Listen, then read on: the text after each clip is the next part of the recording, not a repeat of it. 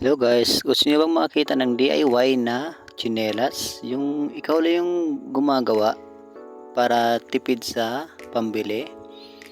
So, for today's video ay gagawa po pala ako ng tsinelas na ito yung resulta. Bali ito po yung lumang tsinelas ng anak ko. Bali, gagawan ko siya ng bago. So, bali ang gagawin po muna. Bali po may nakita po akong ganitong bagay na pwede siyang gawing tsinelas. So let's go.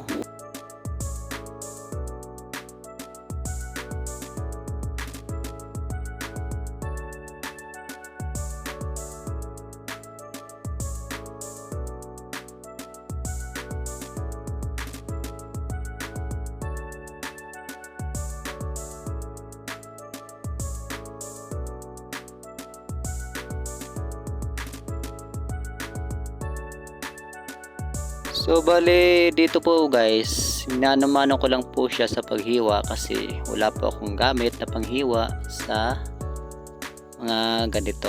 Makapal kasi ito eh. So tiis-tiis na lang muna.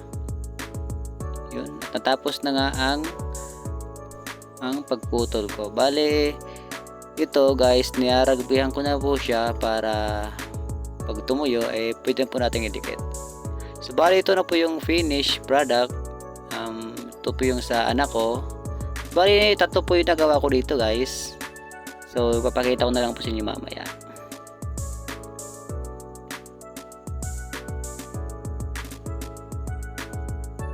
Ito po yung isa na ginawa ko rin po.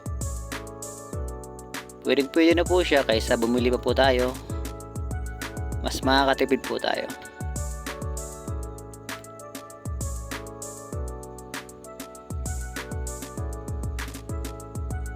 So, bale, ito po lahat sila guys. Lahat ng nagawa ko po. So, thank you po sa panonood.